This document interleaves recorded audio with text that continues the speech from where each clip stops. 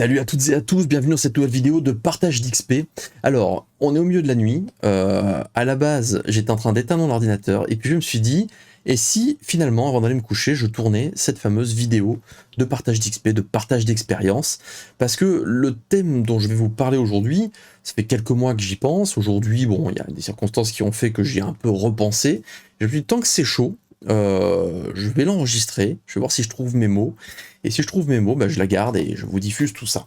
Alors, le thème, c'est une mise en perspective de l'Internet d'aujourd'hui par rapport à Noob, tel qu'il existe aujourd'hui, tout ce qu'on fait à l'échelle transmédia, etc.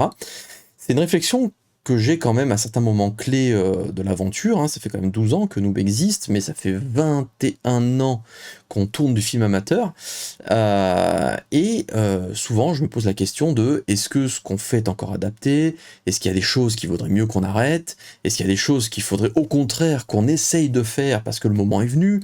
Ou parce que l'Internet d'aujourd'hui offre des possibilités auxquelles je n'aurais pas pensé et qui me plaisent, comme le stream par exemple, tout un tas de choses comme ça. Et donc cette réflexion, elle est d'autant plus pertinente aujourd'hui qu'il y a une pandémie mondiale qui a pas mal changé les habitudes d'Internet. Je vais vous donner quelques exemples concrets. On fait de la web-série, pendant 1 an et demi, on n'a pas pu tourner de la web-série comme on voulait. Ceux qui font de l'urbex, ils n'ont pas pu faire beaucoup d'urbex pendant qu'ils étaient confinés. Ceux qui ont l'habitude de faire des vlogs, les influenceurs qui vont faire des vlogs, des photos, enfin tout un tas de contenus de voyage, ils sont un peu bloqués, et même aujourd'hui encore, hein, on ne peut pas voyager comme on veut dans certains pays. Donc, les choses ont changé, il n'y a plus de convention. Donc ceux qui avaient l'habitude de faire leur contenu vidéo plutôt en convention, c'est pareil, c'est pas facile. Est-ce que les conventions vont revenir? Dans quel état elles seront? Est-ce qu'elles vont tenir économiquement? Est-ce qu'elles vont avoir la même stratégie qu'avant? Il y a beaucoup de choses qui changent. Donc c'est pour ça que c'est plutôt sain d'avoir des réflexions et d'essayer de mettre en perspective ce qu'on est en train de faire en tant que créatif par rapport à l'écosystème dans lequel on évolue, la conjoncture actuelle. Et j'ai remarqué que par rapport à l'Internet d'aujourd'hui, si on devait prendre tout ce qu'il ne fallait pas faire, Noob coche beaucoup de cases, mais genre beaucoup. Alors, qu'est-ce que l'Internet selon moi, hein, toujours pareil, c'est un partage d'expérience, je vous parle par rapport à mon vécu, c'est pas une vérité, c'est juste un témoignage supplémentaire. Qu'est-ce qu'il faudrait faire aujourd'hui sur Internet pour être un peu dans le vent, pour un peu décoller, selon moi? Je pense qu'il y a 3 axes majeurs. Le premier axe, pour moi, c'est la régularité. Je pense que c'est un des ingrédients essentiels de l'Internet d'aujourd'hui. Tous les experts vous le diront, les algorithmes ont besoin de contenu, donc de régularité. C'est essentiel, c'est ce qui va habituer la personne à aller sur votre espace tous les jours et se dire « c'est quoi le contenu d'aujourd'hui ? C'est quoi le contenu de cette semaine ? Ou c'est quoi le contenu de ce mois-ci ?» Mais par contre, ça marche pas. C'est quoi le contenu de ce trimestre? C'est quoi le contenu de cette année? Ça marche pas. La régularité, c'est quand même avec un rythme plutôt fréquent. Mensuel, c'est vraiment le dernier créneau. Moi, je pense que ça dépend en fait des supports, hein, mais je pense que sur YouTube, dans l'idéal, c'est un contenu travaillé tous les mois, un contenu moins travaillé, mais tout aussi intéressant, hein. Il n'est pas obligé de mettre 3 tonnes d'effets spéciaux ou de faire le tour du monde tous les mois. On peut faire des contenus très intéressants qui ne demandent pas une post-prod de ouf. Et donc ça serait plutôt du contenu hebdomadaire, selon moi. Après, tous les jours, ça sert à rien sur YouTube. Les gens n'ont pas forcément le temps infini, mais toutes les semaines, à mon avis, c'est pas mal. Sur Instagram, je pense que c'est tous les jours. Une petite photo tous les jours, une petite story, je pense que ça aide. Twitter tous les jours, pour rebondir sur l'actualité. Facebook, pas forcément, je dirais 1 fois par semaine, tous les 3 jours, 1 semaine. Enfin, voilà, ça dépend vraiment de votre espace. Donc déjà, vous voyez que ce premier point, Noob ne coche pas beaucoup les cases. On est assez chaotique dans notre rythme, on en parlera après. Mais déjà, le premier point, c'est qu'avec Noob, on n'est pas très bon sur la régularité. Le deuxième point, c'est la qualité. Mais quand je dis qualité, c'est pas avoir une bonne caméra, un bon son. Bonne qualité, ça va être une personne qui a une bonne manière de s'exprimer, de la passion, une certaine connaissance, un certain savoir-faire, qui va savoir aussi conjuguer la technique avec peut-être la lumière, peut-être la qualité du son, peut-être les effets spéciaux, peut-être l'approche un petit peu astucieuse d'un sujet, ou tout simplement qui va faire le tour du monde, qui a une connaissance de ouf et qui va vous faire découvrir des choses, des lieux via une perspective qui est tout à fait passionnante parce qu'il connaît super bien les choses, hein. Donc, ou parce qu'il a bien bossé son sujet, hein, qu'il connaissait pas avant, mais qu'il a bossé son sujet et qui a rendu sa vidéo intéressante.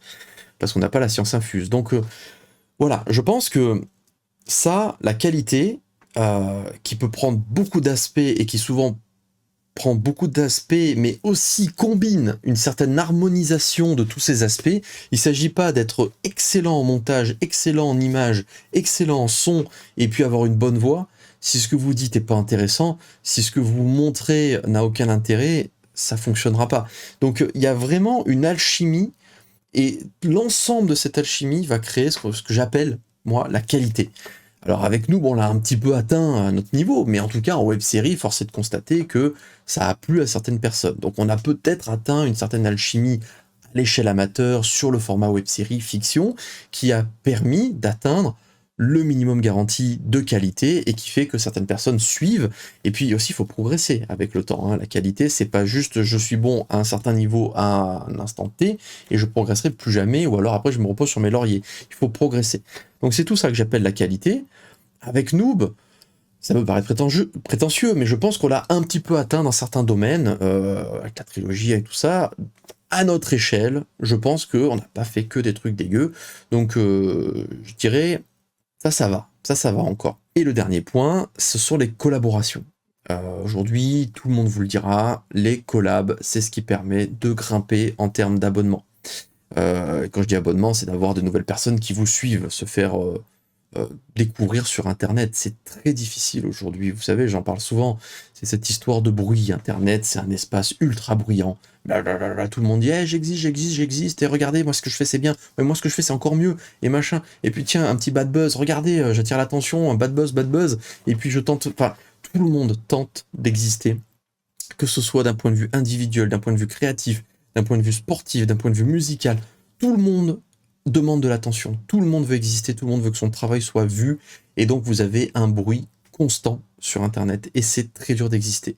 Et au milieu de tout ça, vous avez des gens qui sont des gros influenceurs, qui eux ont une voix qui porte beaucoup plus. Quand vous avez certains influenceurs qui décident que ce sujet c'est la tendance du moment, ce sera la tendance du moment, parce que l'influenceur il est monstrueux, que les algorithmes se nourrissent goulûment du nombre d'abonnés qu'ils ont, du nombre d'interactions qu'ils génèrent, etc. Et donc du coup l'influenceur il va permettre soit à quelqu'un d'exploser, soit à une tendance d'exploser. Enfin voilà, ils sont ultra puissants, ils le savent. Et on est tous influenceurs à notre échelle, mais je parle des très gros influenceurs. Et c'est vrai que ça aide quand vous avez des collaborations qui vous permettent, sur la durée, de pouvoir être découvert par la communauté d'un gros influenceur. Et donc ça, c'est mathématique. Si vous avez 1 million de personnes qui découvrent que vous existez, sur les 1 million de personnes, il y en aura bien 10 000, 20 000, c'est pas grand chose, hein, mais vous avez au moins ça, qui vont dire « Eh, lui je l'aime bien, bah tiens, je vais le suivre. » Voilà, pas sur tous vos espaces, mais je vais le suivre. Bon, avec Noob, ça marche pas trop. J'ai quand même un exemple concret. Alors, on a eu plusieurs collaborations avec des gens qui avaient moins d'abonnés que nous, autant d'abonnés que nous, beaucoup plus d'abonnés que nous, et même des gens qui n'étaient pas du tout de notre milieu, mais qui, à une époque de leur vie, ont été connus à l'échelle mondiale. Vous prenez les acteurs de Buffy contre les vampires, les acteurs de Parker Lewis, d'Urgence, enfin voilà, ça ce sont des acteurs qui sont venus jouer dans Noob, Nicholas Brandon, Abraham Benrubi, Corinne Nemec, bon ben voilà, ça c'est des acteurs qui à un moment donné dans leur vie ont été dans des shows américains qui étaient connus dans le monde entier. Bon, c'était il y a longtemps, mais il n'empêche qu'ils ont eu cette notoriété-là. Et on a eu, pour prendre des influenceurs très connus, on a eu Joueur du Grenier, Fred et Seb Grenier, plusieurs millions d'abonnés quand même. Bob Lennon, là aussi, quelques millions d'abonnés. Et pourtant, alors, ils sont venus tourner plusieurs fois. Saison 4, trilogie 2 fois, bloc de Gaïa, donc on a eu quand même 4 tournages avec eux.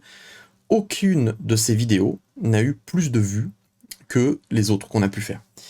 C'est pas parce que il y avait des gros influenceurs qui sont venus jouer dans ces épisodes spécifiquement que ces épisodes ont, je sais pas moi, genre 800 000 vues, là où les autres, ils ont 300 000 par exemple. c'est sensiblement les mêmes scores. Alors, pourquoi? Ça s'explique assez facilement. Noob, c'est feuilletonnant. Donc, c'est quelque chose qui ne se consomme pas au hasard du net. Si demain vous baladez sur YouTube et que vous tombez, parce que l'algorithme vous dit hey, regarde un épisode de Noob, et que vous tombez sur l'épisode, je sais pas moi, 125, ce qui nous amène à 125, c'est à peu près la saison 9, vous allez cliquer dessus, vous allez rien comprendre. Et vous allez vous dire bon, allez, j'aimerais bien comprendre, il faut que je fasse quoi? Ah, il y a 9 saisons, 10 maintenant. Ah, d'accord, il y a 24 heures de contenu. Elle ressemble à quoi la saison 1? Oh putain, elle est pas en HD. Oh là là, le son, et puis les effets spéciaux, et puis machin. Il y a peu de chances qu'aujourd'hui quelqu'un se lance dans Noob et s'y intéresse vraiment. Ou ceux qui le font, en général, s'ils arrivent jusqu'à la saison 10, c'est qu'ils ont vraiment une sympathie pour le projet. Et ça crée une communauté plus solide.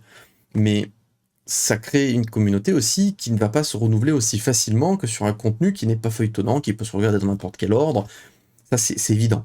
Donc, quand vous avez une collab avec quelqu'un qui a beaucoup plus d'abonnés que vous, mais que c'est au milieu de la saison 4, au milieu de la saison 6, au milieu de la saison 7, ou même au milieu de, enfin, voilà, de n'importe quel épisode, ça va pas avoir d'impact. Ça va pas avoir d'impact. Pas vraiment si c'est quelqu'un qui est un acharné, qui est un super fan de ces personnes, et qui va se dire, moi je ne louperai aucune vidéo où il apparaît. Ok, mais c'est une minorité ça. Mais vous n'allez pas avoir plus d'abonnés parce que vous avez un influenceur dans une série comme nous. Donc, à ce stade de mon analyse, je suis là, j'ai un petit peu jeté un œil sur l'internet d'aujourd'hui, l'internet post-Covid, puisqu'évidemment, il y a beaucoup de choses qui ont changé, j'en parlais tout à l'heure. Les habitudes des gens ont changé, puis alors, il y a les algorithmes qui changent tout le temps. Là, Instagram qui annonce que ça va plus être un espace dédié aux photos carrées, toujours, mais pas que, ça va vachement évoluer vers la vidéo. J'aime bien la vidéo, ça m'intéresse, donc du coup je m'y penche un petit peu, je vois comment ça peut évoluer. Mais Internet évolue tout le temps. Et du coup, je regarde un petit peu ma vieille web série fait avec mes vieux copains, et je me dis, ok, sur quoi j'ai bon et sur quoi j'ai pas bon du tout. La régularité, c'est une catastrophe. Les collabs, je déteste faire des collabs par intérêt. Toutes les collabs que je fais, qui sont faites dans Noob, même si ça n'a pas d'impact, on l'a vu, hein, sur le nombre d'abonnés, ce sont des collabs qui se font parce qu'on apprécie la personne, parce que ça se fait, parce qu'on sympathise, parce que ce qu'on vit le jour du tournage est intéressant. Donc là aussi, j'ai tout faux. La collab, je la prends très égoïstement comme une super expérience, mais elle apportera rien, entre guillemets, aux statistiques de la série. Mais par contre, elle apportera en qualité, et donc ça fera plaisir à la communauté qui suit déjà la web-série, donc c'est déjà pas mal. Et donc le dernier point qui reste, c'est du coup, la qualité, hein, que j'évoquais tout à l'heure, mais pas la qualité au sens de 11 gaves, on est les meilleurs, la qualité dans le sens où on a trouvé une alchimie qui intéresse un public. Donc je suis là, moi, avec ma vieille web-série, mon vieux transmédia, et je me dis, ok, on va sortir de cette pandémie, peut-être que les salons vont revenir et tout ça, je fais quoi pour me renouveler? Déjà, qu'est-ce qui est une catastrophe dans ma vie d'aujourd'hui, dans ma vie artistique, et qui n'a aucun impact d'un point de vue, on va dire, Internet? Qu'est-ce qui ne sert pas? Enfin, quels sont les efforts gâchés? Voilà, je pense que je vais le formuler comme ça.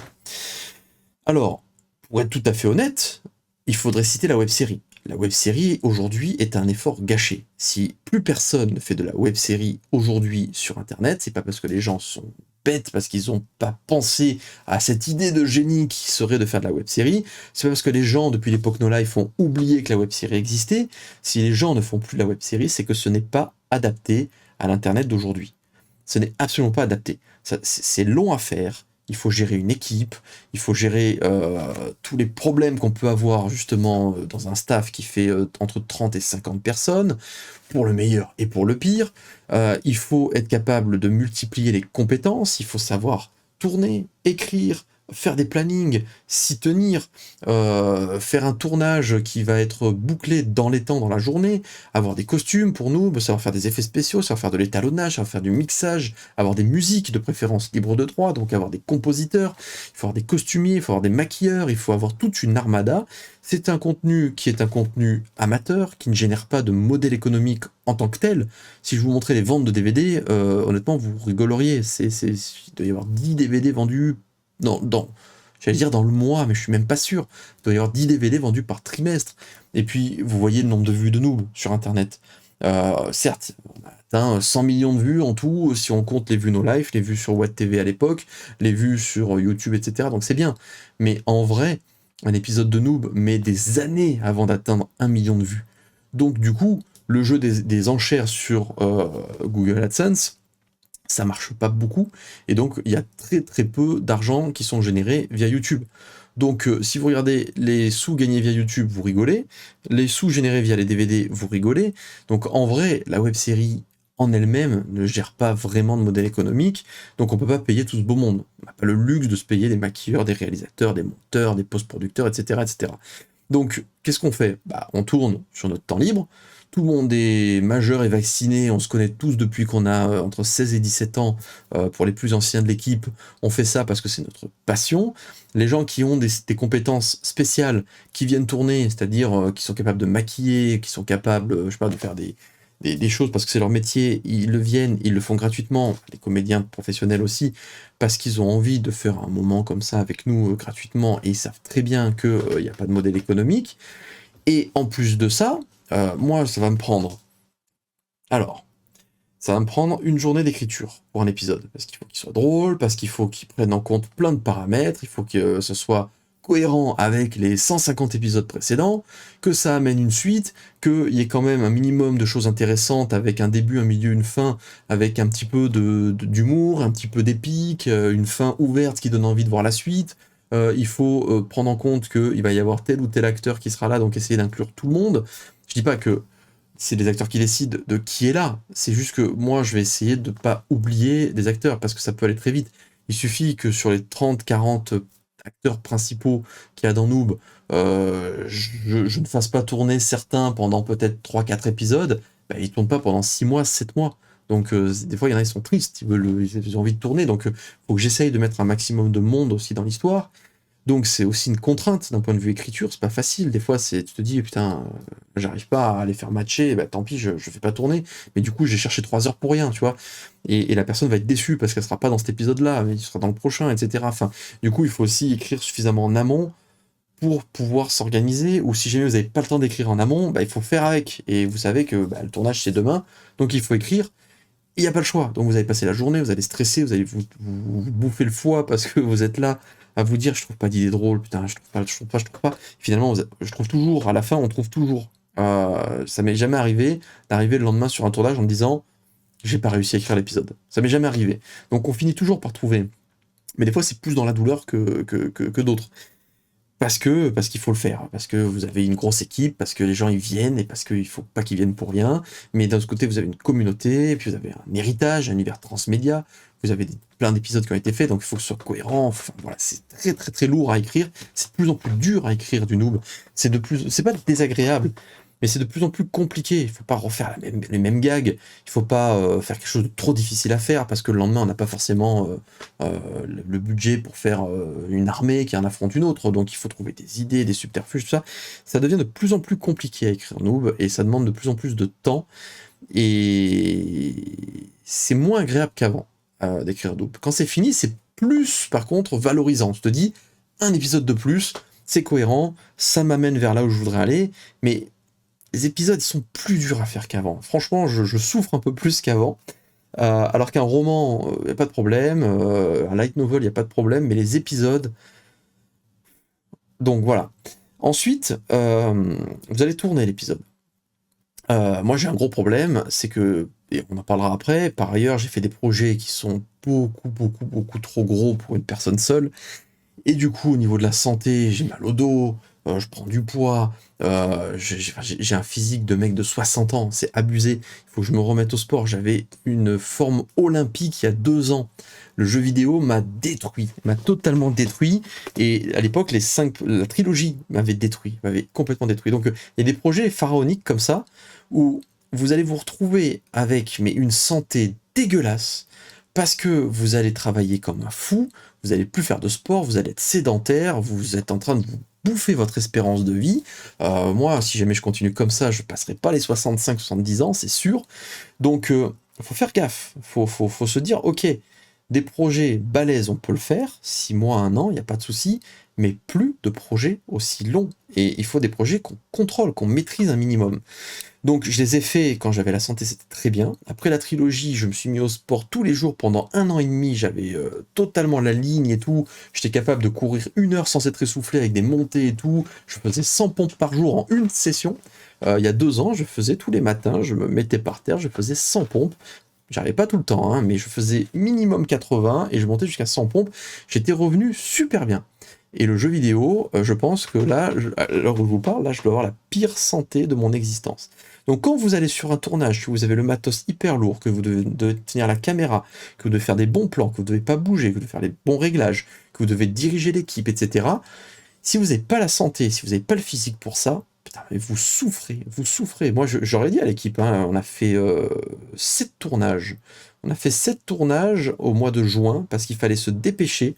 J'avais enfin une fenêtre de tir après l'arrivée du jeu vidéo euh, en juin, début juin, enfin il est sorti fin juin, mais en tout cas début juin, moi j'étais libre. Et du coup j'ai fait 7 tournages, j'en ai savouré aucun. Je les ai faits, j'étais concentré, j'étais focus sur mon objectif, mais j'ai souffert, vraiment. J'ai souffert physiquement, j'avais pas la forme. En plus, t'es vénère contre toi-même, parce que tu te dis, mais attends, putain, j'ai fait le plus dur, j'étais bien physiquement, j'étais totalement en forme, etc. J'ai tout gâché parce que sur le jeu vidéo, je me suis laissé déborder, et pour le coup, ouais, je déborde, et ça m'énerve, parce que j'ai besoin d'avoir une bonne santé, parce que ça aide à réfléchir, parce qu'on est plus rapide, parce qu'on fait des meilleurs plans, parce qu'on dirige l'équipe, parce qu'on a plein de projets, ça fuse un corps sain dans un esprit sain, c'est quand même la base. Donc, du coup, sur un épisode comme Noob, les tournages, c'est douloureux. Je rentre, j'ai des courbatures, j'ai mal, et parfois même il faut tourner la semaine d'après, donc il faut ressortir un script. Et puis il y a tel acteur qui peut finalement pas venir, du coup il faut changer ton script, puis tu dois avoir la bonne idée, les machins, etc. C'est dur, c'est très très dur, enfin, comparé à avant. Parce qu'un épisode, comme je disais tout à l'heure, un épisode de Noob, il faut que ça soit totalement cohérent avec les romans, avec les light novels, avec les bandes dessinées, avec les mangas, avec les 150 épisodes précédents. Il faut qu'il y ait une cohérence. Donc c'est de plus en plus dur parce que vous devez tout avoir en tête. Vous devez connaître par cœur votre univers, vous devez mettre à jour votre bible transmédia, etc. Et si vous n'avez pas le mental qui suit, si vous n'avez pas le physique qui suit, c'est une épreuve. Donc plein de tournages, vous avez tout ça, c'est dans la boîte. Après, il faut faire le montage. Montage, bon, globalement, il n'y a pas de difficulté majeure, j'ai un ordinateur très puissant, j'ai l'habitude, tout va bien. Bon, après, il y a la post-prod. Ça aussi, qu'est-ce que c'est chiant, la post-prod. Ça m'a jamais plu de faire la post-prod. Mais en même temps, quelque part, il faut vous donner les moyens de vos ambitions. Je dis pas que je déteste, mais le fait est que vous allez être assis devant votre ordinateur pendant des dizaines d'heures à faire du clic fastidieux en faisant justement je sais pas moi, du tracking, en mettant des calques pour cacher les trucs, en mettant des particules, des machins, puis plus vous en foutez sur votre écran, et plus l'ordinateur il rame parce qu'il a 3 tonnes de calques, et puis faut faire des rendus, des machins, c'est long, c'est compliqué, etc. Honnêtement, vous allez, ouais, vous savez que vous en prenez pour 7 à 10 jours, vous allez faire que ça, et quand je dis que ça, pas d'épisode le soir avant de vous coucher, pas de loisirs, vous faites votre rôle de parent, donc vraiment vous occupez bien de votre enfant, vous faites tout ce qu'il faut à la maison, évidemment, mais tout le reste du temps, quand vous travaillez, hein, parce qu'évidemment le travail fait aussi partie du quotidien, vous ne faites que ça. Mais comme la web-série c'est un loisir, ben, vous ne faites que ça, ce qui veut dire que votre vrai travail, vous le mettez à plus tard. Et donc du coup, ben, vous prenez du retard, parce que vous êtes en train de faire votre web-série qui ne rapporte rien, qui n'est pas votre travail, qui est un loisir, et qui vous prend de plus en plus de temps, parce que les épisodes sont longs, parce que ils sont compliqués à faire, parce que vous avez moins la santé qu'avant, parce que ceci, tout cela. Et donc du coup, vous vous retrouvez avec vraiment... comment dire, un cercle vicieux quelque part. Parce que vous faites votre épisode, vous voulez le faire bien, vous êtes de plus en plus exigeant en plus avec le temps qui passe. Les effets spéciaux doivent être de plus en plus fins, donc vous améliorez votre banque d'effets avec de plus en plus d'effets spéciaux, de plus en plus de filtres, de plus en plus aussi de savoir-faire. Donc vous allez rajouter des étapes qui permettent d'améliorer votre rendu, des sphères de lumière par-ci, des effets de vitesse par-là, enfin voilà, tout un tas de choses. Donc votre épisode, il est plus sympa qu'un épisode de la saison 2, 3 ou 4 par exemple, mais vous avez mis plus de temps à le faire. Et puis après, vous avez le son. Donc vous savez que là, c'est encore pire. Parce que, alors attention, j'adore mettre les musiques, ça c'est une de mes étapes préférées. Le montage et les musiques, ça c'est vraiment des étapes que j'adore. Certains effets spéciaux, parce que je dis que j'aime pas trop, mais j'aime beaucoup mettre certains effets spéciaux. Il y en a certains qui sont vraiment cool à faire. Mais il y en a certains autres, tous les mecs qui bossent dans le monde professionnel des effets spéciaux vous diront, c'est chiant, c'est pas manquer de respect au monde de l'effet spécial de dire ça. Il y a des effets spéciaux, vous cliquez pas sur un bouton, ça se fait pas tout seul. Il faut des heures et des heures de clics, il faut des points de tracking, des points clés dans tous les sens, faire image par image. Dans une seconde, vous avez 25 images, et donc vous faites votre truc. Et après, c'est pire, parce que pendant que vous faites de la post-prod, vous pouvez foutre une vidéo à côté, des youtubeurs, des machins, etc., un truc en fond, de la musique, parce que vous réfléchissez pas trop. Par contre, quand vous faites le son, plus de vidéo, rien du tout. Vous êtes là, vous avez vos petits spectres sur l'image. Quand je dis les spectres, c'est pas des petits spectres nécromanciens, hein, chaque son en fait est matérialisé par un spectre, par un petit des ondes en fait. Et donc vous allez dire bah voilà, là il y a un combat, bah, chaque coup de poing, il faut le et pas toujours le même parce que sinon c'est chiant. Donc il faut 5, 6, 7, 8, 9 paf différents. Et puis ça fera pas le même bruit si jamais le mec il tape le visage ou s'il tape le plexus où il y a l'armure. Donc il faut prendre des bruits qui sont exactement tels que vous le voulez. Et puis il s'agit pas juste de mettre un coup de poing, il s'agit de mettre ça apporte du volume. Et puis ensuite quand le gars il met le pied par terre, ben, il faut le pied qui frotte par terre, donc il faut trouver le son, etc. Et quand vous avez des milliers de sons que vous avez achetés, évidemment, parce que depuis la trilogie, on a tout acheté. C'est des sons hollywoodiens, c'est génial, ça s'en est même servi pour le jeu vidéo, c'est tous les sens Solidry, mais j'en ai des dizaines de milliers de sons, et je dois tous les connaître par cœur, et je dois savoir exactement où ils sont. Ah. Et donc, du coup, je me retrouve à devoir être hyper concentré, à faire mon truc et avoir toute la journée le casque avec les... Et vous avez une tête comme une citrouille, c'est l'horreur, mais bon, faut le faire. Par contre, quand vous avez juste les acteurs, les comédiens qui jouent, là c'est plus sympa, parce que vous n'avez pas des boum bim bam boum pendant qu'ils parlent. Par contre, un truc que je fais, c'est qu'il y a des process automatiques hein, que vous mettez quand même, qui vous permettent d'avoir... aujourd'hui, ça vous mâche pas mal de travail. Et moi, j'ai ce côté un peu fou qui consiste aussi, quand l'acteur, la prise son, elle n'est pas d'égale qualité, parfois le preneur de son, parce qu'on n'a pas de preneur de son professionnel, il va être un peu plus loin, il va mettre le son un petit peu en dessous de l'acteur, donc du coup le son est un peu plus étouffé parce qu'il n'a pas bien visé la bouche avec le micro monodirectionnel.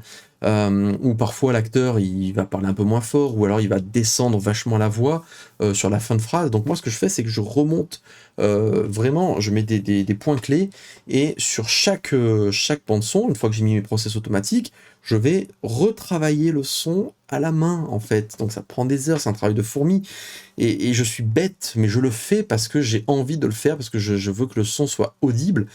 Et puis une fois que vous avez fait tout ça, vous allez mixer les musiques pour que ça corresponde exactement à votre truc. Vous n'allez pas bouffer vos sons, vous n'allez pas bouffer votre bruitage, vous allez faire exactement le bon choix de musique et tout ça. J'adore ça, c'est une de mes étapes préférées.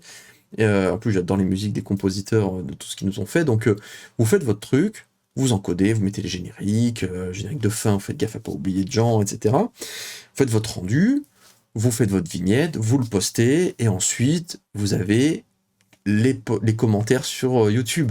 Et vous avez, oh là là, tout ce temps d'attente pour ça. Alors, pas que, mais en tout cas, parmi les messages relous, vous avez tout ce temps d'attente pour ça. Il n'y a même pas de combat, c'est nul, nous c'était mieux avant, vous jouez mal, etc. Et des fois, vous vous dites, mais pourquoi je passe autant de temps?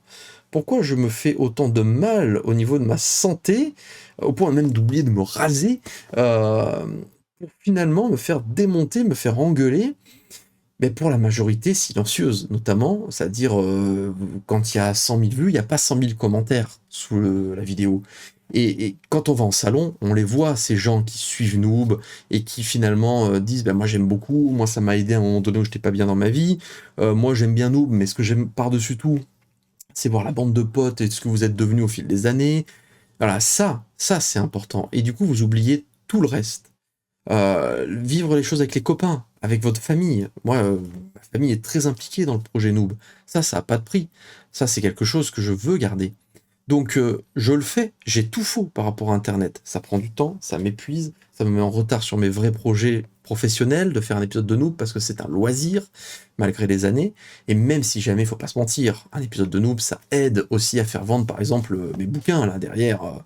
Sans les épisodes de Noob, je pense pas qu'il y en aurait beaucoup qui se vendraient. Donc ça a quand même une utilité. Je dis pas que ça c'est totalement inutile de faire des épisodes de Noob. Mais d'un point de vue modèle économique, hein, là je parle, hein, parce que sinon d'un point de vue aventure humaine, là on est au top. Avec nous, c'est difficile d'avoir une aventure humaine au-delà de la fiction, de la web série. Mais faut vraiment pas que les gens s'imaginent que c'est la fête de faire un épisode de Noob. À mon niveau, c'est très contraignant. C'est pas un sacrifice, mais continuer Noob en 2021, c'est inconscient, c'est totalement contre-productif. Donc ça, c'est ce qui concerne la web série. C'est pas adapté, mais je continue, ça me plaît. Ce que je vis, je pense, a plus de valeur que n'importe quel modèle économique que je pourrais générer avec un autre type de contenu. Mais ça me fait penser quand même que il y a certaines rumeurs, enfin sur rumeurs, des remarques, c'est des remarques à l'emporte-pièce en fait, c'est même pas des rumeurs. C'est ces gens qui, pour essayer d'attaquer, disent de toute façon, Fabien Fournier, il exploite des gens gratuitement pour s'enrichir. Et on cite souvent les acteurs de Noob qui sont pas payés. Bon, c'est des gens qui méconnaissent totalement déjà le coût de l'audiovisuel. C'est des gens qui oublient qu'on est tous majeurs, qu'on est tous des adultes et que si on tourne, chacun fait ce qu'il veut, j'oblige personne à venir. Au contraire, souvent j'essaye de faire en sorte de mettre un maximum de monde parce qu'on me demande à venir tourner et qu'il y en a qui disent attends, j'ai pas tourné depuis 3 mois, 4 mois, c'est dommage, j'aimerais bien tourner, quand est-ce que je reviens, etc. J'essaye justement de concilier tout le monde, c'est une passion qu'on a en commun, je ne demande à personne de faire les effets spéciaux, je demande à personne de faire le montage, je demande à personne de faire le mixage, l'écriture, tout ça, je fais tout seul comme un grand, et ça ne me rapporte rien de faire de la web série. C'est un truc que j'explique souvent à l'équipe, je leur dis, les gars, aujourd'hui, avec tout ce que je sais faire, tout le matos, je suis capable soit de me mettre au service de gros influenceurs en disant les gars, je sais faire les effets spéciaux, le montage, le mixage, je sais tourner, j'ai le matos, j'ai pas besoin de le louer, je sais faire tout un tas de trucs. Je peux aussi mettre la somme de tout ce que j'ai appris ces dernières années au service de mes propres contenus. Oui, évidemment que j'aurais tout à y gagner à faire ça. Mais c'est pas ce que je veux. Donc si vraiment la logique de la maison c'était « Eh les gars, on s'en met plein les fouilles », je peux vous assurer que on n'aurait pas du tout fonctionné comme ça. Si vous vous y connaissez un tant soit peu en modèle économique, si jamais on vous donne 1 300 000 pour faire un jeu vidéo de type Super Nintendo, vous faites un jeu de vidéo de type Super Nintendo et pas plus. Vous direz, hey, j'ai fait ce que j'ai promis. Si on vous dit un jeu de 20 heures de durée de vie, vous faites un jeu de 20 heures de durée de vie. Si on vous dit un film, eh bien vous faites un film, pas une trilogie. Si on vous dit une encyclopédie de 304 pages, vous n'arrivez pas à plus de 400 pages, voire presque 500 pages comme je suis en train de le faire. Voilà, et puis les 500 pages de l'encyclopédie, peut-être pas 500 pages, mais en tout cas entre 400 et 500, au lieu de 304, ça va exploser les frais de port, ça va exploser les frais d'impression, ça va exploser tout. On va perdre des dizaines de milliers d'euros parce que je veux en faire plus que ce qui est promis. C'est débile. C'est totalement débile si vous voulez gagner de l'argent. Par contre, si jamais le projet vous importe, si votre communauté vous importe, c'est pas débile. Voilà, moi, c'est ma logique. Et pareil pour Noob. Ce que je vis avec les acteurs de Noob, le storytelling, l'expérience de vie, les souvenirs, les rencontres qu'on peut faire, découvrir tout un tas de talents, des corps de métier, faire vivre des personnages, parce que je les aime, mes persos, mine de rien. Les voir évoluer, les voir vivre, les voir partir vers des directions que j'avais peut-être même pas anticipé au début de Noob, ça me plaît. Rencontrer la communauté, voir la communauté qui traverse les années avec nous, vieillir avec mes potes, continuer à avoir la même passion que quand j'avais 16 ans avec du film amateur, ça me plaît. Ça me plaît plus que de nourrir des algorithmes. Donc je dis pas que je ferai jamais de contenu plus en adéquation avec l'internet d'aujourd'hui. Au contraire, j'ai envie aussi de faire du contenu qui soit en adéquation, mais du contenu qui me ressemble, qui me parle, qui me motive. Le streaming, ça me donne envie. Je me suis formé, j'ai mis des lumières partout parce que je trouve ça trop sympa de mettre des lumières à droite à gauche. J'aime bien le principe d'avoir mis un réflexe, bel appareil photo avec un boîtier qui permette de le faire communiquer avec l'ordinateur. J'ai ma table de mixage, j'ai un beau micro qui va aussi me servir à faire des sagas audio. J'aime bien la notion de faire du contenu en live, d'avoir des commentaires, de temps en temps faire intervenir des copains via Discord ou tout simplement des invités, avoir des sujets, jouer à la console. Putain, ça me manque de jouer, d'avoir des loisirs. Vous imaginez, on me propose aujourd'hui de faire du contenu où je peux avoir un loisir. J'en ai pas eu depuis des années du loisir. J'ai un peu joué à FF7, heureusement, mais Intergrade, j'ai même pas commencé. Je suis ultra frustré, mais j'ai le droit peut-être à un épisode par un jeu par an que j'arrive à faire. Je me restreins sur tous les loisirs. Et là, aujourd'hui, une des tendances, c'est de jouer devant des gens. Donc, tu fais du contenu, tu peux parler, j'adore parler, je suis une vraie pipelette, tu peux échanger des expériences, tout simplement te marrer et jouer avec les gens, tu peux partager ça avec des copains, je peux jouer avec Gaïa, je peux m'amuser, c'est trop bien, j'ai hâte d'avoir le temps de le faire. Mais c'est ça le truc, c'est que il y a des choses qui sont en adéquation avec l'internet d'aujourd'hui que j'ai envie de faire.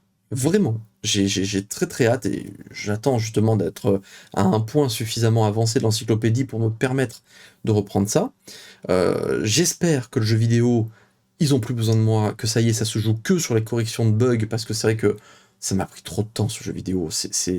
Là vraiment j'ai fait enfin, le projet est trop long, j'aurais dû mettre des holas. Quand Black Pixel me disait ouais là on peut, là y a pas de problème, on y va. Moi j'étais motivé, je dis ouais les gars, allez on y va, plus le jeu il est long, plus il est grand, plus il est balèze, etc. Mieux c'est. Oh, j'ai morflé, et eux aussi je pense qu'ils morflent.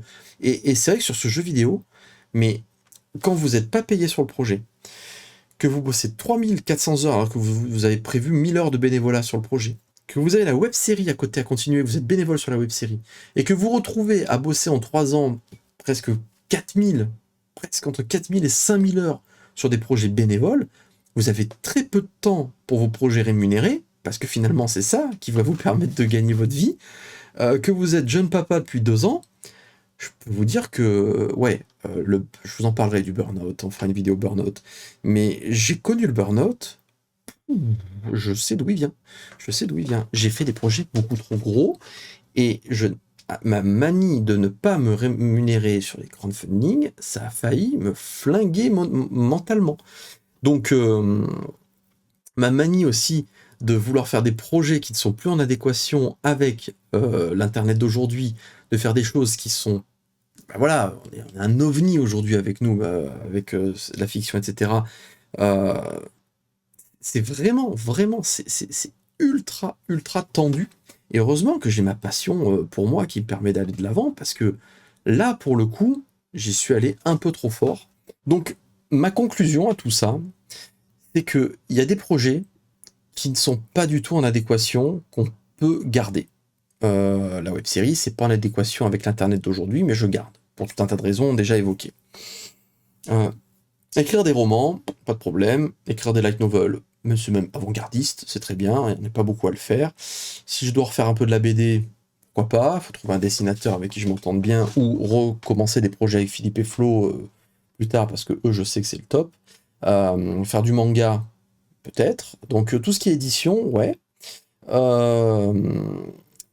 Mais par contre, j'ai besoin de faire pas que de la web-série. Pas de la web-série qui va me tuer en termes de temps. Donc un par mois, ça me paraît bien. Si je veux me faire un tous les 1 mois et demi, je fais un tous les 1 mois et demi. C'est que j'ai pas le choix, c'est que je vais pas me tuer la santé. Mais à côté de ça, faire des contenus plus faciles à faire et qui m'obligent à vivre des choses. Je pense que c'est ça en fait ma conclusion. Je ferai encore des gros projets, mais des projets, ça sera jamais aussi gros que ceux que j'ai fait. Il y aura jamais, je referai plus jamais une trilogie. Je referai plus jamais un énorme jeu vidéo en occupant autant de postes que ceux que j'ai occupés. Une encyclopédie, je ferais peut-être un tome 2, mais l'encyclopédie c'est cool. L'encyclopédie c'est un peu la galère uniquement parce que le jeu vidéo m'a pris beaucoup plus de temps que prévu, mais je m'éclate à faire l'encyclopédie, c'est génial. Et de toute façon, une encyclopédie, tu peux pas bosser toute la journée du matin au soir dessus. Tu vas bosser 2-3 heures. Après, t'es cramé. Parce que t'as tout donné pendant 2-3 heures, et donc tu passes à autre chose, tu t'aères le cerveau, et après tu retournes bosser le soir 2-3 heures dessus, mais il faut faire d'autres activités. Donc ça, l'édition, j'adore.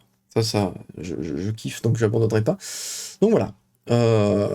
Ça a été la réflexion, ça a été comment se réinventer. Et je pense que dans l'internet d'aujourd'hui, on a commencé un peu à expérimenter, hein, les vlogs. Tout ce que je vous évoque, c'est parce que je l'ai un peu expérimenté.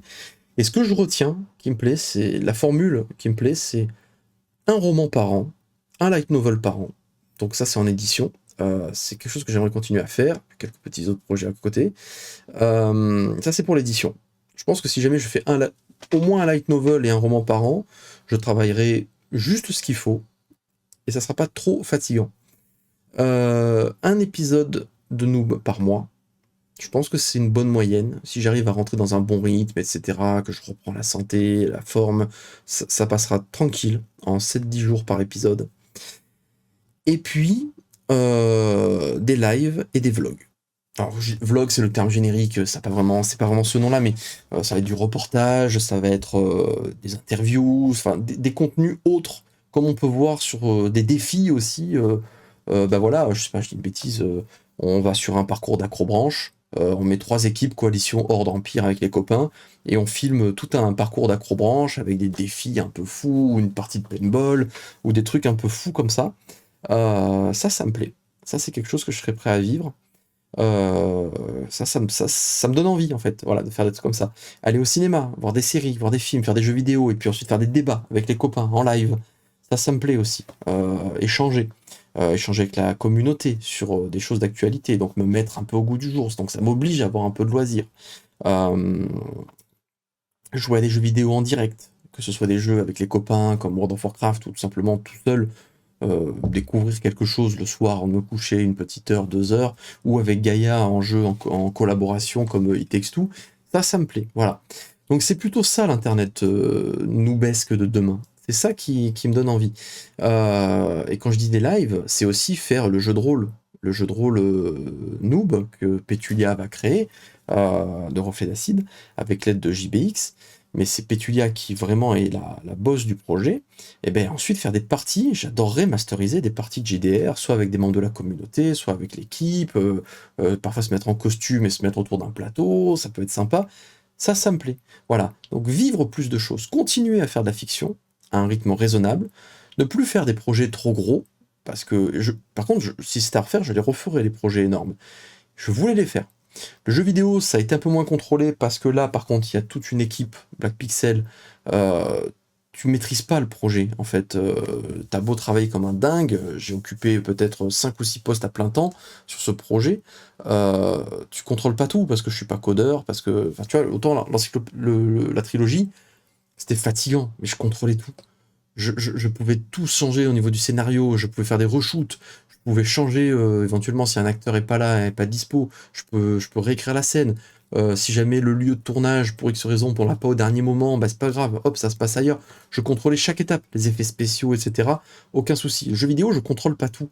Et j'ai découvert que ça m'avait épuisé de pas tout contrôler, parce que parfois, on va t'imposer des choix où tu vas devoir te battre pour imposer ton choix parce qu'il y a des convictions différentes, parce qu'il y a 22 personnes, parce qu'il y en a qui seront peut-être moins efficaces que d'autres, parce qu'il y en a qui vont avoir leurs propres convictions et qui vont tenter de faire passer leurs convictions, ou qui vont aller au plus facile, ou il y en a d'autres qui vont justement avoir tellement d'énergie, proposer des trucs tellement génial, il est tard, hein, il est 4 heures du matin, euh, tellement génial que vous vous dites, ah non mais c'est obligé, je le suis.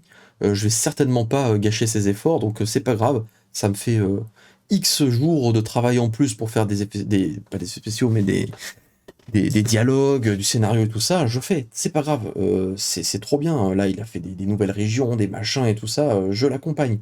Ça fait plus de travail, mais j'y vais. Donc il y a tout un tas de cas de figure comme ça, et il y a aussi le fait de réécrire constamment, tu bosses, t'écris, et puis on te dit, ouais, mais là, techniquement, c'est compliqué, là, on s'est rendu compte que, machin, donc faudrait changer, tout ça. Et tu détricotes tout ce que t'as fait, et tu relis tout, et tu refais, parce qu'il faut que ce soit cohérent en compagnie. Oh, ça m'a épuisé de faire ça. Donc, des projets pharaoniques, oui. Si je dois faire un autre jeu vidéo, oui. Mais avec un seul poste bien défini, et je délègue tout le reste. C'est pas mon problème. Et pas financé par la communauté. Si c'est un petit projet, oui. Genre, si on fait un petit jeu à la Among Us, Graou, etc., un petit jeu pour Twitch, nous, ça peut être rigolo, hein, il y a des trucs énormes à faire. Pourquoi pas? Un petit projet, ça va comme ça, il n'y a aucun souci. Un projet de type RPG, non. Je refais pas un projet en occupant autant de postes que ceux que j'ai occupés là. Mais voilà, ça m'a permis de savoir où je voulais placer le curseur. C'était plutôt intéressant.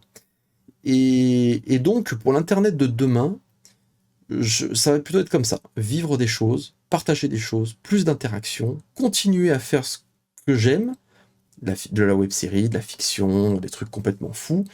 Peut-être faire un peu de parodie aussi d'univers que j'aime bien. J'en parlais tout à l'heure. Honnêtement, je pense que ça permettra aussi de renouveler un peu la communauté. Mais c'est pas pour ça que je le fais. C'est que c'est notre ADN. On a commencé avec ça. On a commencé avec la parodie d'univers existants. Et ça s'est perdu, ça s'est abandonné ensuite avec le temps, parce qu'on ne peut pas tout faire. On a mis un peu des sketchs d'univers existants dans nos bains, avec du Zelda, avec des musiques de FF7, avec les Predators et tout ça. Mais j'aimerais revenir aussi à quelques sketchs comme ça. Ça, c'est des trucs qui me plaisent. Voilà, mais des choses avec un planning que je contrôle. Une partie vie privée. Enfin, quand je dis vie privée, c'est parce que la partie vie privée, elle est intacte, hein. En vrai, mon rôle de papa, je le gère, mais totalement, et je ne compte pas mes heures de ce côté-là. Euh, mais, mais par contre, avoir aussi du temps pour moi. Quand je dis pour moi, c'est pour du sport, c'est pour regarder un épisode de série de temps en temps, pour juste me décontracter peinard, je sais pas, sur mon balcon avec un bouquin, me caler, voilà. Ça, c'est important. Parce que je crois que ça fait 5 ans que j'ai pas eu de vacances, et ça fait 4 ans que je suis en rush permanent, avec une pression énorme. Donc je pense que ce sont des choix qui sont plutôt raisonnables pour l'avenir et qui ne devraient pas impacter la communauté. Au contraire, de toute façon, j'ai dû m'absenter pendant tellement longtemps sur tellement de projets, à faire le jeu vidéo, à faire des trilogies, etc., qu'il n'y a jamais aussi peu de contenu que depuis que je fais ces projets pharaoniques. Dans une vie d'auteur, c'est génial de vivre ça et je suis ravi de les avoir vécus. Mais je pense que le temps est venu de revenir à une activité plus fréquente. Donc plus de contenu pour Internet, tant mieux pour la communauté qui est encore là, tant mieux peut-être pour ceux qui vont nous découvrir via les nouveaux contenus, et tant mieux pour moi, puisque je suis assez content à l'idée de pouvoir refaire du contenu où je vais contrôler mon planning. Des contenus plus courts, donc si un jour j'ai pas envie de bosser parce que j'ai autre chose de prévu, ben, je bosse pas, j'ai pas une pression, j'ai pas 22 personnes derrière qui disent si tu fais pas ça, on est tous au chômage technique, on perd de l'argent, etc. Boss, boss, boss, boss, boss. Voilà. Donc c'est ce que je pouvais vous dire sur cette petite réflexion, j'espère que ça vous a plu, et j'en ferai d'autres plus tard. En tout cas, ça c'était le sujet du moment, et je pense que après l'encyclopédie, il y aura un repos, et je serai tout neuf ensuite, et après on partira sur des choses beaucoup plus saines.